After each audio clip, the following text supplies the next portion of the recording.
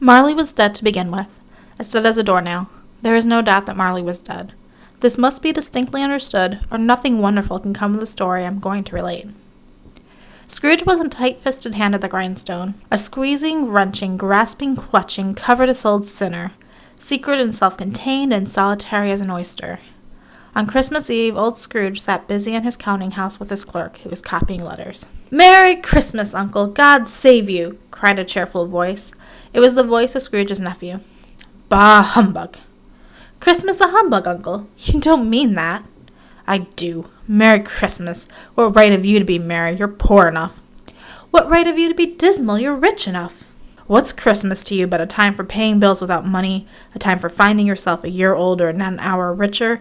If I could work my will, every idiot who goes about with a Merry Christmas on his lips should be boiled with his own pudding, and buried with a stake of holly through his heart. Keep Christmas in your own way, and let me keep it in mine." "Keep it? But you don't keep it." "Let me leave it alone, then. Much good as it may do you, much good as it's ever done you." "I have always thought of Christmas as a good time. A kind, forgiving, charitable, pleasant time, and though it has never put a scrap of gold or silver in my pocket, I believe it has done me good, and will do me good, and I say God bless it." "Come, dine with us tomorrow." "Why did you ever get married?" "Because I fell in love." "Because you fell in love," growled Scrooge, as if that were the only thing in the world more ridiculous than a Merry Christmas. His nephew left the room, stopping at the door to bestow greetings of the season on the clerk. The clerk, in letting Scrooge's nephew out, had let 2 other people in. "At this festive season of the year, Mr. Scrooge, it is desirable that we should make some slight provision for the poor and destitute, who suffer greatly at the present time." "Are there no prisons?" "Plenty of prisons." "And the Union workhouses, are they still in operation?" "They are." "Oh, I was afraid, from what you had said at first, that something had occurred to stop them." "A few of us are endeavoring to raise a fund to buy the poor some meat and drink, the means of warmth. What shall I put you down for?" "Nothing." "You wish to remain anonymous?" "I wish to be left alone. I don't make myself merry at Christmas, and I can't afford to make idle people merry. I help enough to support the establishments I have mentioned. They cost enough, and those who are badly off must go there." "Many can't go there, and many would rather die." "If they had rather die, they had better do it and decrease the surplus population." Seeing clearly that it would be useless to pursue their point, they withdrew. At length the hour of shutting the counting-house arrived. "We want all day tomorrow, I suppose?" "If quite convenient, sir." "It's not convenient, and it's not fair, and if I were to stop you half a crown for it, you'd think yourself ill-used." The clerk smiled faintly. "And yet you don't think me ill-used when I pay a day's wages for no work." The clerk observed that it was only once a year. A poor excuse for picking a man's pocket every 25th of December. "But I suppose you must have the whole day." "Be here all the earlier the next morning." The clerk promised that he would, and Scrooge walked out with a growl. Now it is a fact that there was nothing at all particular about the knocker on the door. Scrooge had as little what is called fancy about him as any man in the city of London. But Scrooge, having his key on the lock of the door, saw in the knocker not a knocker, but Marley's face. As Scrooge looked upon this phenomenon, it was a knocker again. To say that he was not startled would be untrue. The cellar door flew open with a booming sound, and then he heard the noise much louder. It came on through the heavy door and passed into the room before his eyes. "Who are you?" "In life I was your partner, Jacob Marley." "You don't believe me? Why do you doubt your senses?" "Because a little thing affects them. A slight disorder of the stomach makes them cheat. You may be an undigested bit of beef, a blot of mustard, a crumb of cheese, a fragment of an underdone potato. There's more gravy than a grave about you. It is required of every man that the spirit within him should walk abroad among his fellow men, and travel far and wide. And if that spirit goes forth not in life, it is condemned to do so after death. It is doomed to wander through the world and witness what it cannot share, but might have shared and turned to happiness. I wear the chain I forged in life. I made it link by link. You wear one yourself. Speak comfort to me, Jacob." "I have none to give." "But you were always such a good man of business, Jacob." "Business? Mankind was my business. The common welfare was my business. Charity, mercy, forbearance, and benevolence were all my business. You will be haunted by 3 spirits. Without their visits, you cannot hope to shun the path I have tread. Expect the first tomorrow when the bell tolls 1. Couldn't I take them all at once and have it over with, Jacob?" expect the second on the next night at the same hour. The third upon the next night when the last stroke of 12 has ceased to vibrate. The ghost faded. Scrooge examined the door by which the ghost had entered. It was double locked, and the bolts were undisturbed, went straight to bed, and fell asleep upon the instant. When Scrooge awoke, the chimes of a neighboring church sounded a deep, dull, hollow 1. Light flashed up in the room upon the instant. Scrooge found himself face to face with an unearthly visitor. "Are you the spirit, sir, whose coming was foretold to me?" "I am." "Who and what are you?" "I am the ghost of Christmas past." Scrooge then made bold to inquire what business brought him there. "Your welfare." Scrooge expressed himself much obliged, but he could not help thinking that a night of unbroken rest would have been more conducive to that end. The spirit must have heard him thinking, for it said immediately, "Your salvation, then." It put out its strong hand as it spoke, and clasped him gently on the arm. They passed through the wall and stood in an old schoolroom. The city had entirely vanished. "Good heavens," said Scrooge, clasping his hands together as he looked about him. "I was a boy here." The door opened, and a little girl came darting in, putting her arms about the neck of an older boy. "I have come to bring you home, dear brother," said the child, clasping her tiny hands and bending down to laugh. "To bring you home. Father is so much kinder than he used to be. He spoke so gently to me one night when I was going to bed that I was not afraid to ask him once more that you might come home. And he said, yes, you should, and sent me in a coach to bring you. And you were never to come back here. But first we will be together all Christmas long and have the merriest of times in all the world." Then she began to drag him in her childish eagerness towards the door, and he accompanied her. They were now in the busy thoroughfares of a city. The ghost stopped at a certain warehouse and asked Scrooge if he knew it. "Know it? I was an apprentice here. Why, it's old Fezziwig himself, bless his heart." "No more work tonight," cried Fezziwig, with a sharp clasp of his hands. In came a fiddler with a music book and went up to the lofty desk and made an orchestra of it. In came Mrs. Fezziwig, and came all the young men and women employed in the business, and many from the town. There were dances, and there were games, and more dances, and there was cake. When the clock struck 11, the domestic ball broke up. During the whole of this time, Scrooge had acted like a man out of his wits. His heart and soul were in the scene and with his former self, remembered everything, enjoyed everything, and underwent the strangest agitation. It was not until now that he had remembered the ghost. Scrooge and the ghost again stood side by side in the open air.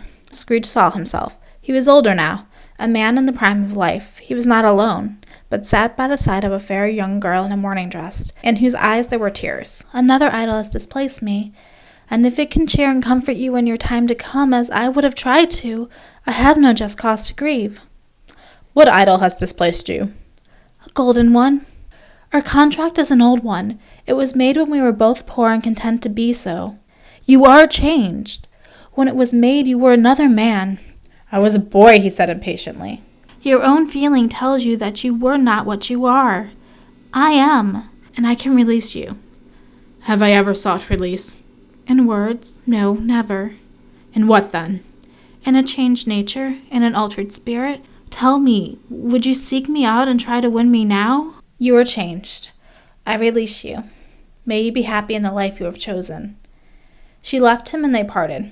Spirit, show me no more. Conduct me home. Why do you delight in torturing me?" "I told you, these are the shadows of things that have been. That they are what they are, do not blame me." "Remove me, I cannot bear it."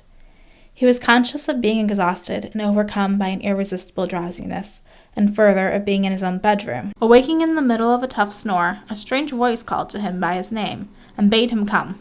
He obeyed. It was his own room, there was no doubt about it, but it had undergone a surprising transformation. The walls and ceiling were so hung with living green that it looked like a perfect grove. "Come in and know me better, man." Scrooge entered timidly.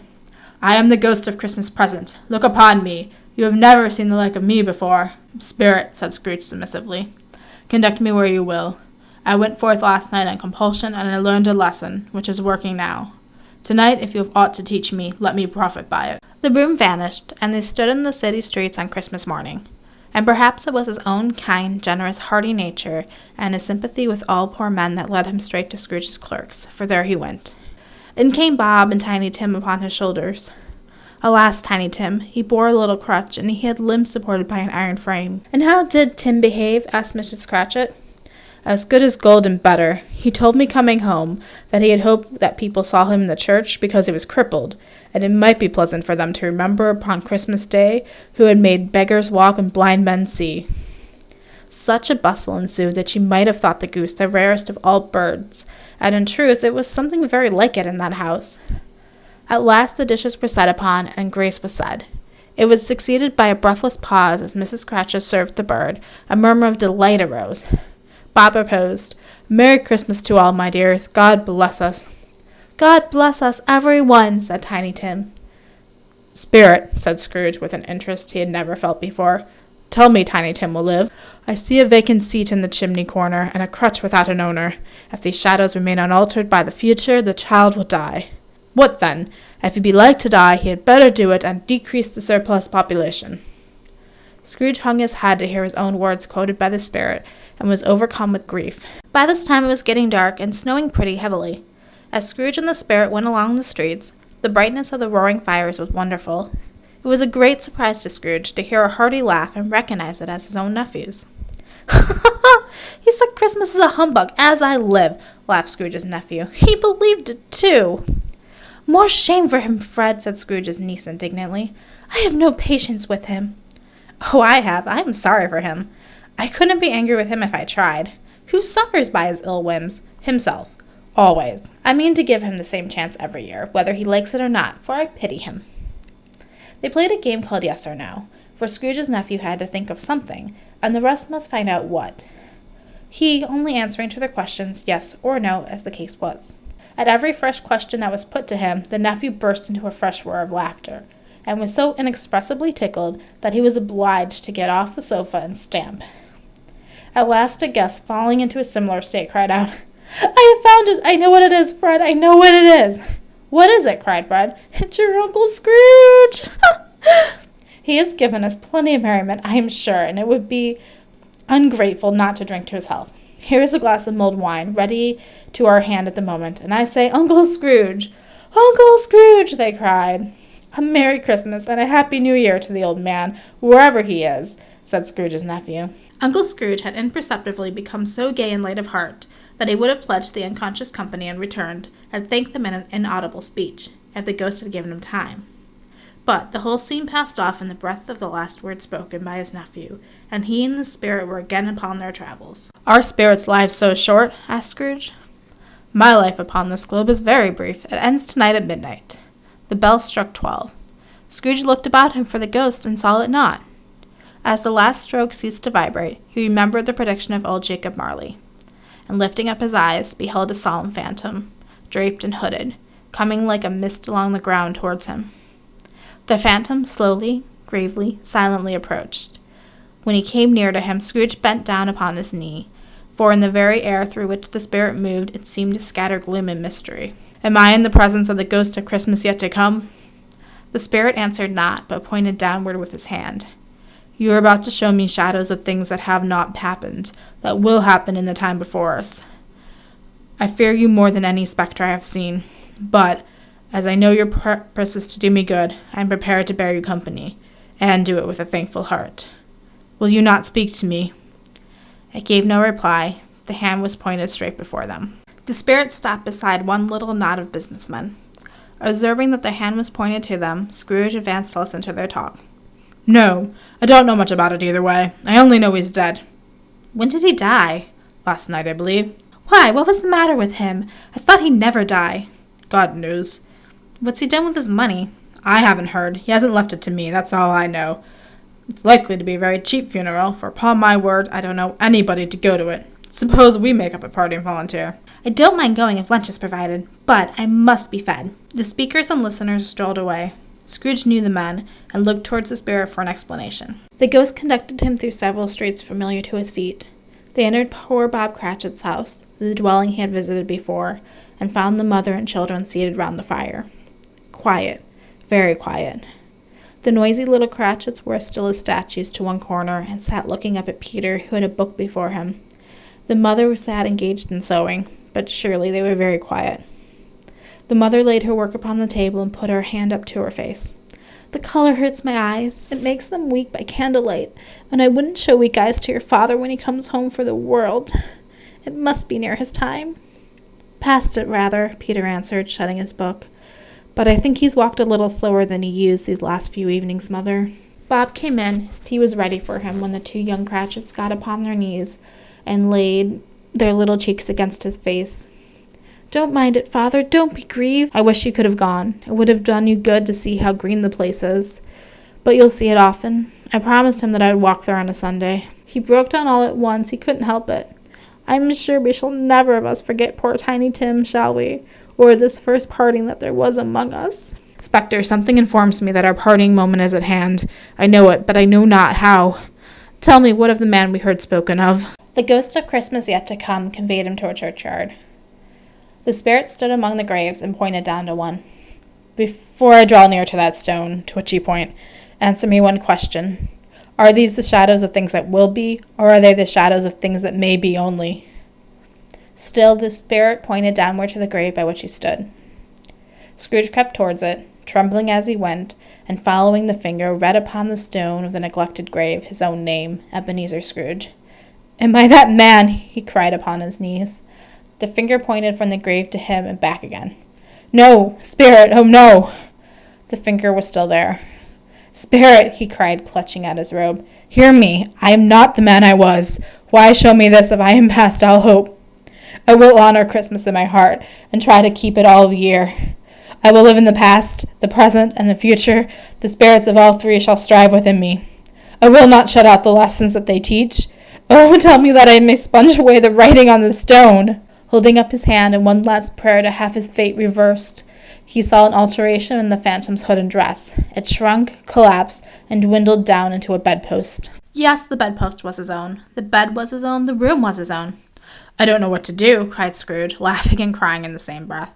"I'm as light as a feather. I'm as happy as an angel. I'm as merry as a schoolboy. I'm as giddy as a drunken man. A Merry Christmas to everyone, and a Happy New Year to all the world." "What is today?" cried Scrooge, calling down to a boy. "Today? Why, Christmas Day." "It's Christmas Day," said Scrooge to himself. "I haven't missed it. The spirits have done it all in one night. They can do anything they like. Of course they can, my fine fellow. Do you know the poulterers in the next street? Do you know whether they've sold their prize turkey that was hanging there?" "What, the one as big as me?" "What a delightful boy. It's hanging there now.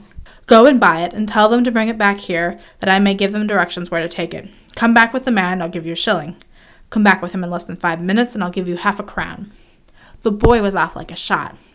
"I'll send it to Bob Cratchit's," whispered Scrooge, rubbing his hands and splitting a laugh. "He shan't know who sent it. It's twice the size of Tiny Tim." He dressed himself in all his best, and at last got out into the streets. The people were by this time putting forth. Scrooge regarded everyone with a delightful smile. He had not gone far when, coming on towards him, he beheld the ones who had walked into his counting-house the day before. It sent a pang across his heart to think how they would look upon him when they met. But he knew what path lay straight before him, and he took it. "My dear," said Scrooge, quickening his pace, and taking them by their hands, "how do you do? I hope you succeeded yesterday. Merry Christmas to you." "Mr. Scrooge?" "Allow me to ask your pardon, and will you have the goodness—" Here Scrooge whispered in their ears, "Lord bless me! My dear Mr. Scrooge, are you serious?"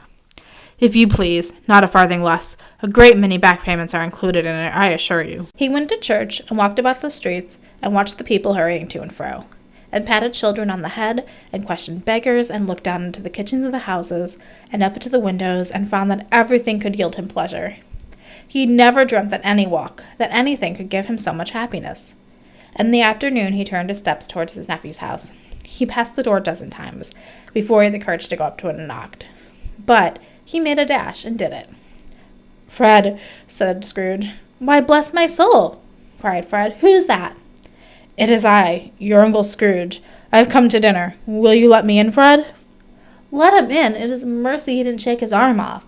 He was at home in 5 minutes. Nothing could be heartier. His niece looked just the same, so did everyone when they came. Wonderful party, wonderful games, wonderful happiness." But it was early at the office the next morning. The clock struck 9. No Bob. It was a full 18 minutes and a half before he came. "Hello," growled Scrooge in his accustomed voice, or as near as he could feign it. "What do you mean by coming here at this time of day?" "I'm very sorry, sir. I am behind my time, but it's only once a year, sir," pleaded Bob. It shall not be repeated. I was making rather merry yesterday. Now, I'll tell you what, my friend, I am not going to stand for this sort of thing any longer, and therefore I'm about to raise your salary. Merry Christmas, Bob, said Scrooge in earnestness that could not be mistaken, as he clasped it on the back. I'll raise your salary and endeavor to assist your struggling family. Scrooge was better than his word. He did it all and infinitely more. And to Tiny Tim, who did not die, he was a second father. He became as good a friend, as good a master, and as good a man as good old city knew. And it was always said of him that he knew how to keep Christmas well, if any man alive possessed the knowledge. May that truly be said of us, and all of us. And so, as Tiny Tim observed, God bless us, every one.